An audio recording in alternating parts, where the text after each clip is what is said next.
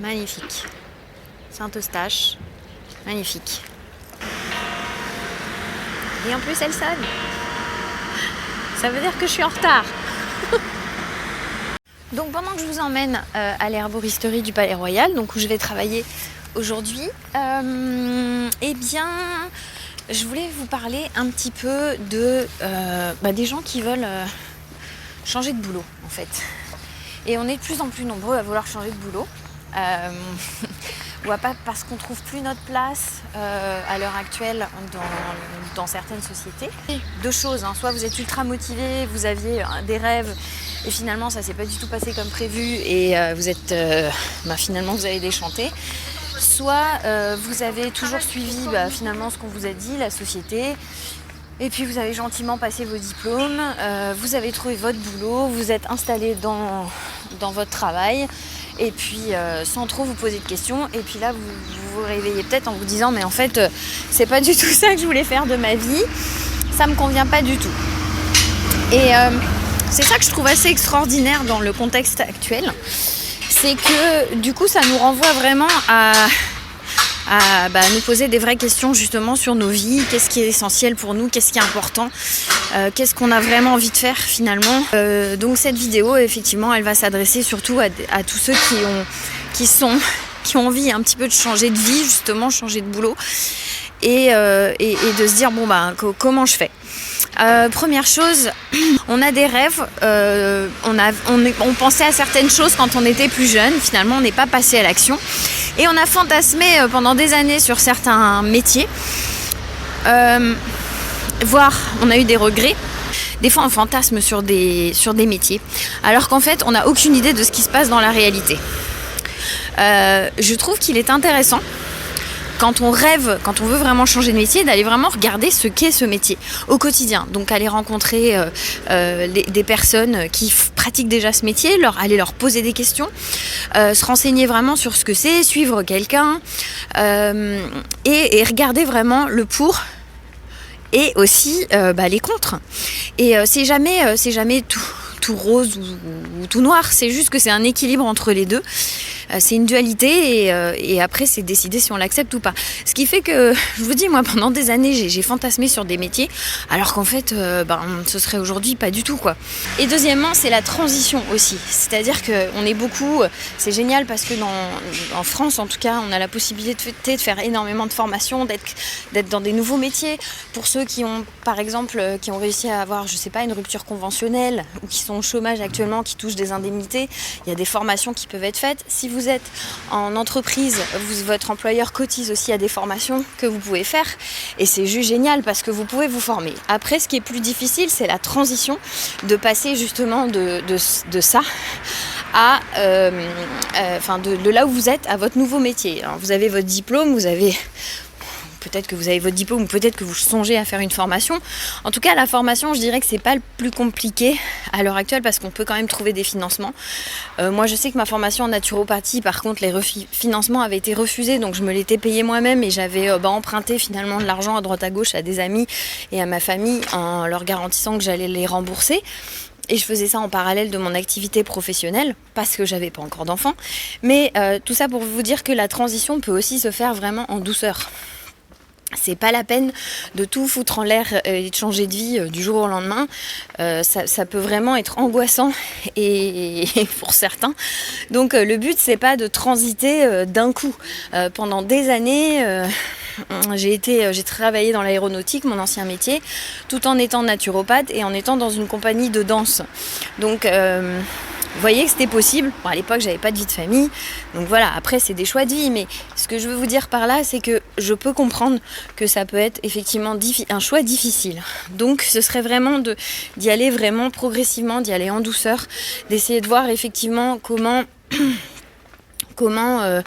essayer de voir avec l'entreprise ou avec peut-être vous arranger ou aussi voir avec l'assurance chômage comment vous pouvez transiter tout doucement vers ce nouveau métier.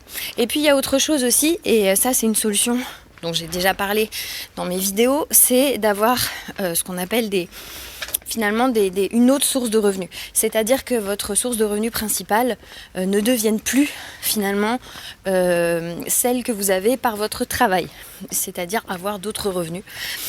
Et ça, je trouve que c'est l'idéal, je dirais, c'est la situation idéale, c'est celle où vous vous posez plus la question de vous dire comment je vais changer de métier, comment je vais faire pour payer mon loyer. C'est assez difficile parce qu'effectivement, il faut que vous ayez une nouvelle source de revenus. Et ça s'apprend.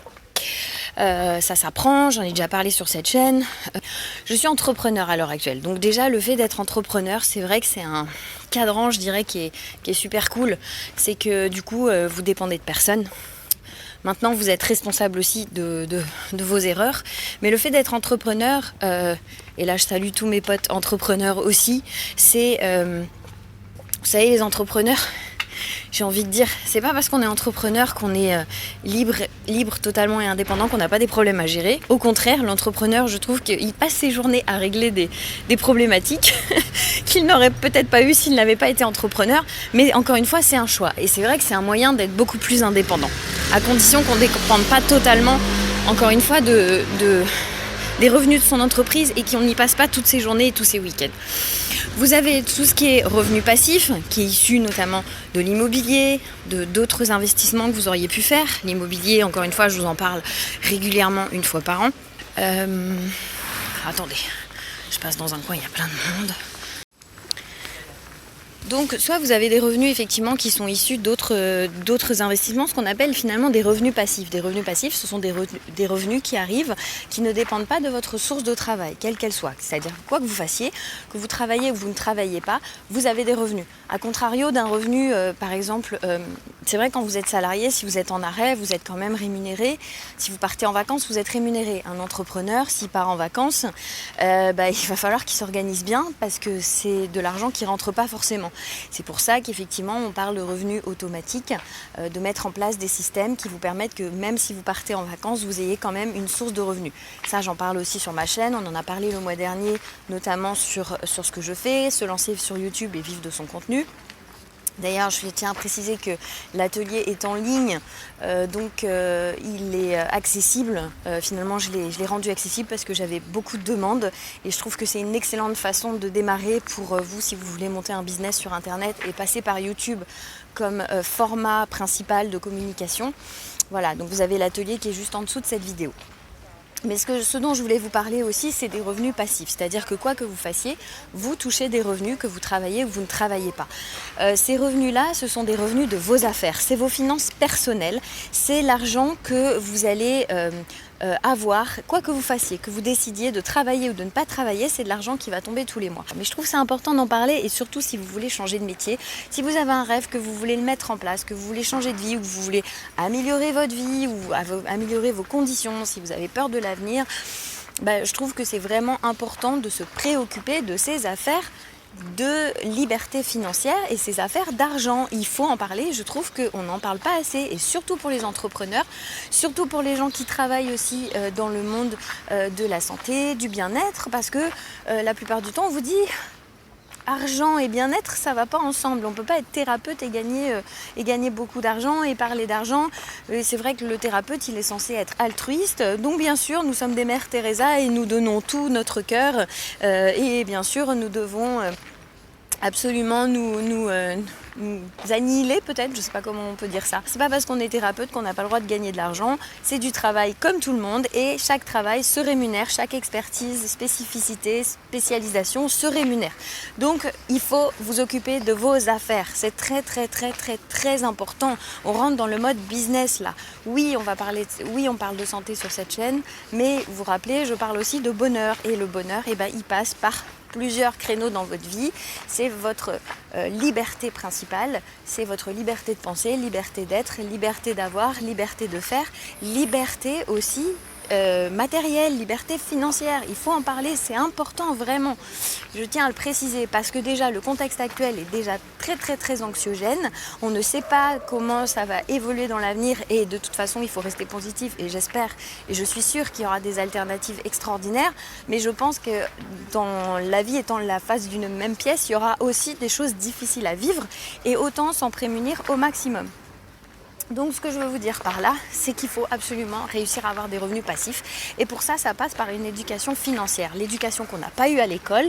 Si vous avez eu la chance peut-être d'avoir des parents qui étaient entrepreneurs, peut-être, qui étaient des cadres dans des grandes entreprises, des gens qui savaient parfaitement maîtriser l'argent, ou qui en tout cas vous ont enseigné la valeur de la liberté financière et comment fonctionne l'argent, mais ça c'est juste génial, parce que vous avez une compétence exceptionnelle. Moi, je le redis à chaque fois, et coucou maman si tu me vois, ma maman a travaillé pendant des années, elle a été banquière, et pourtant mes parents ont toujours vécu à crédit. C'est pas forcément des gens qui étaient issus de l'entrepreneuriat. Je veux dire, on n'a pas été malheureux, hein, pas du tout, mais on n'a pas eu cette éducation d'investir, d'entreprendre, de faire fructifier notre argent. Il n'y a pas eu tout ça en fait. Et alors que je trouve que c'est ce qui devrait presque être enseigné à l'école.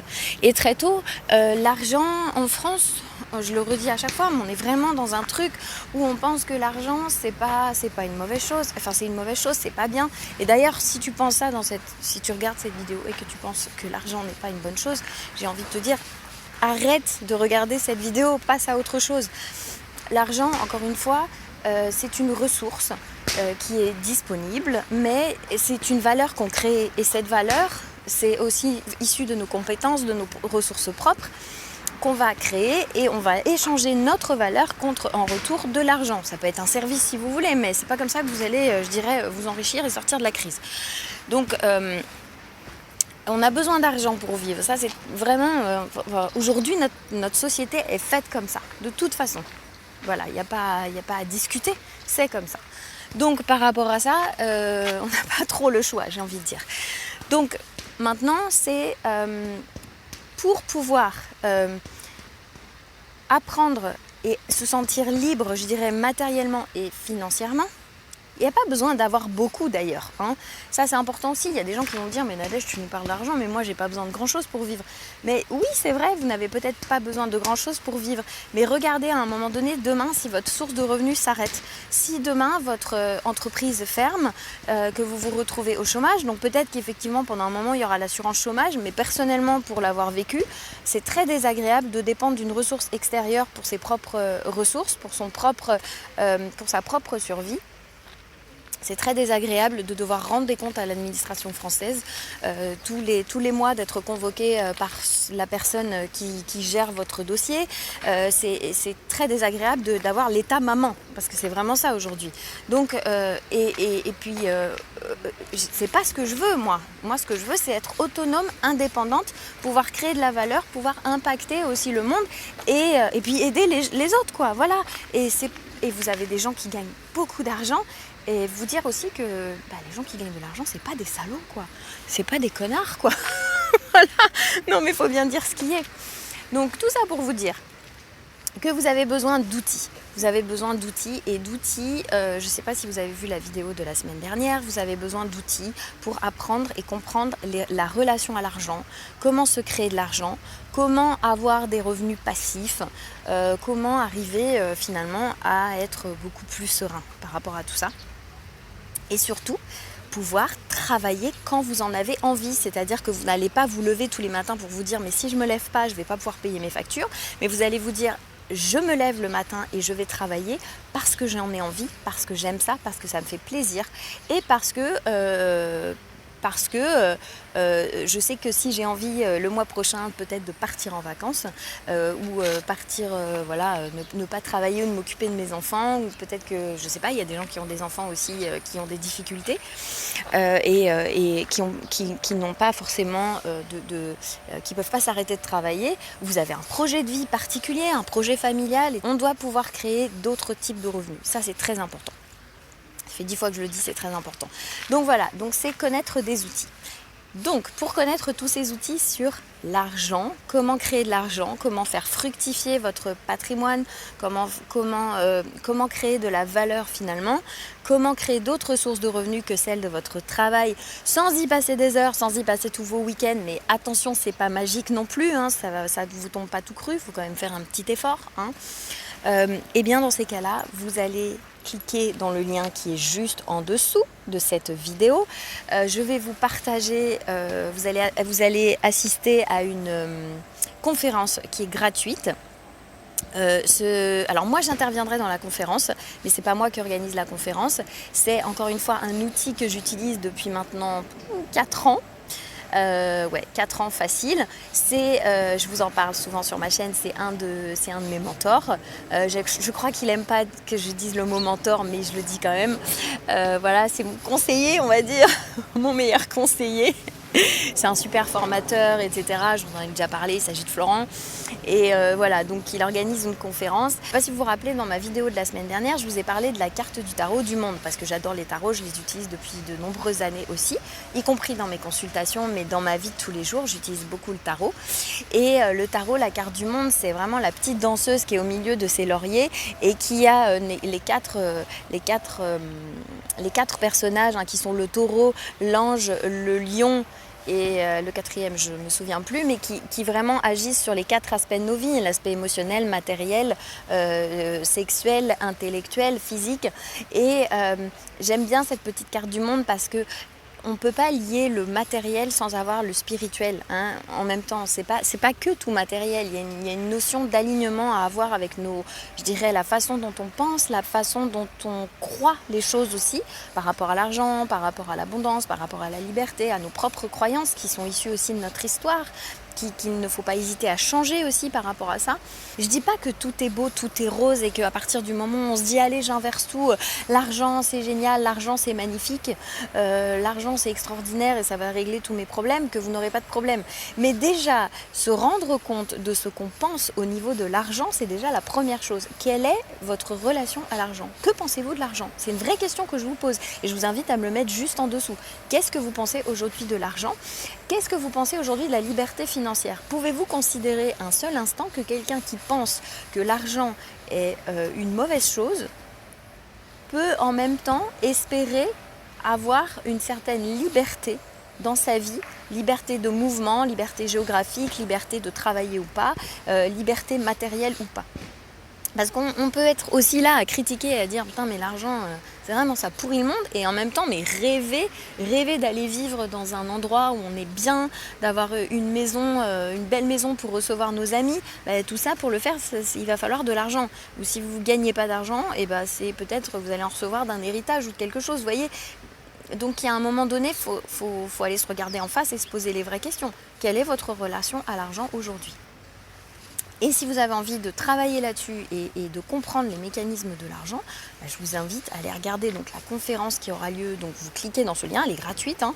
Moi j'interviendrai aussi pour vous parler donc de l'outil, de cet outil que j'utilise, cette école en fait que j'utilise depuis maintenant, dans laquelle je suis depuis 4 ans. Et vous allez regarder juste en dessous, donc dans la vidéo. Attention, je vous invite à vous inscrire parce que je crois qu'il n'y a pas de place. Florent m'a dit qu'il n'y avait pas de place pour tout le monde. Donc pensez bien à réserver votre place parce que les serveurs en fait sont limités.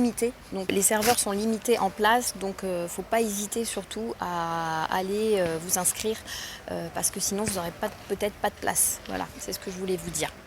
On y va ? Aujourd'hui c'est génial parce que ça me fait plaisir d'aller, si je vais travailler à l'herboristerie du Palais Royal, c'est parce que ça me fait vraiment plaisir d'y bosser, parce que je sais que va y avoir plein d'échanges avec les gens, parce que j'adore cet endroit, c'est très facile de donner des conseils, les gens sont vraiment en demande, donc c'est un vrai bonheur pour les naturopathes parce qu'il y a un véritable échange qui se fait, qui est juste incroyable. Les gens écoutent, on peut vraiment partager. Et même entre nous, avec les personnes qui travaillent à l'herboristerie, j'adore parce qu'il y a un très haut niveau de compétences. Et puis c'est un endroit historique. Et voilà, la belle herboristerie du Palais Royal. La boutique. Hey, c'est parti.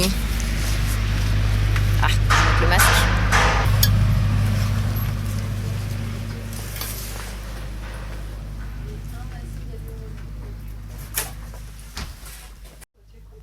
Donc nous avons Amandine qui est là.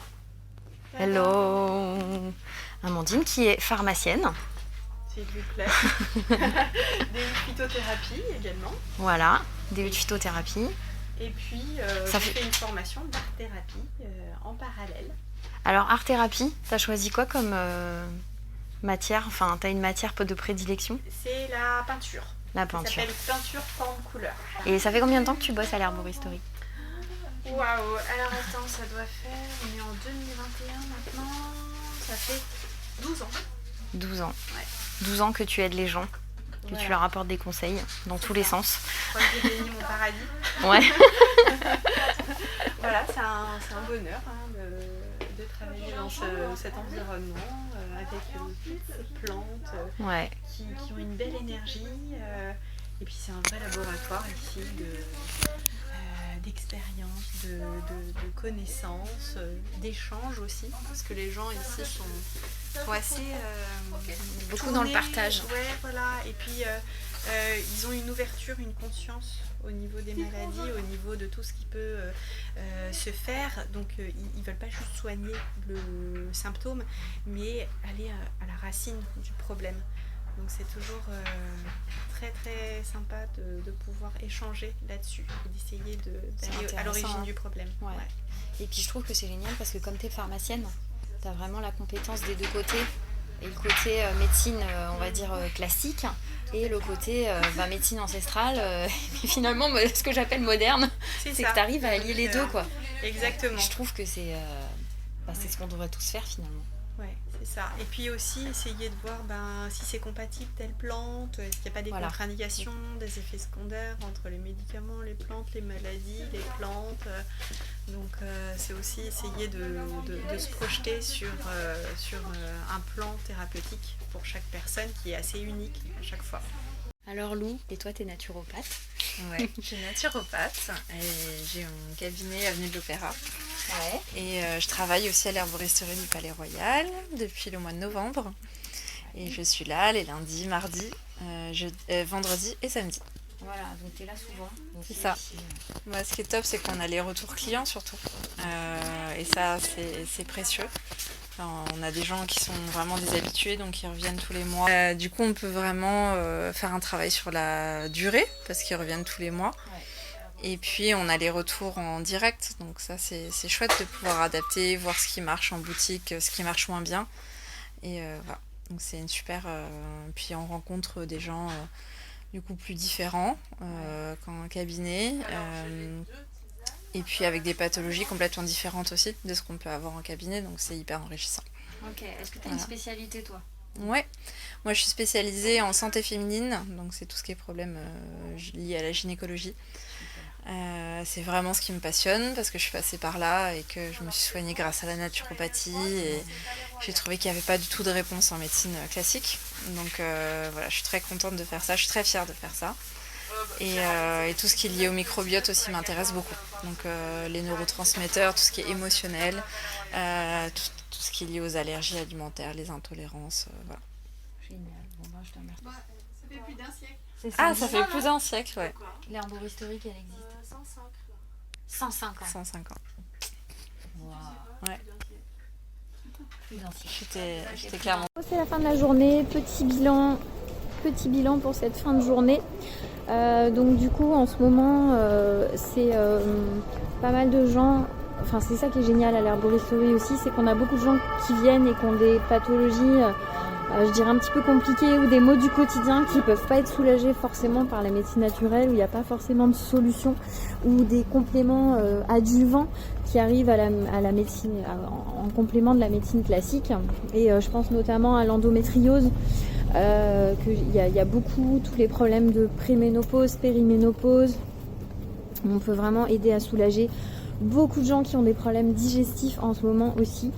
Des maladies de Crohn, je sais pas pourquoi aujourd'hui j'ai eu 3 personnes qui avaient ça, des personnes qui sont diabétiques, des gens qui ont des pathologies auto-immunes. Des fois il y a des choses qui sont très très lourdes, vraiment difficiles, et le but c'est vraiment de pouvoir soulager toutes ces personnes, et on a vraiment de quoi aujourd'hui soulager toutes ces personnes là. Alors je parle pas forcément de guérir, mais vraiment de soulager ou de travailler en complément de la médecine classique. On va vraiment trouver des solutions, réduire l'inflammation quand il y a des douleurs. C'est pas possible encore qu'aujourd'hui, au XXIe siècle, les femmes continuent à souffrir d'endométriose, continuent à souffrir de leurs règles, continuent à souffrir de ne plus avoir de règles aussi.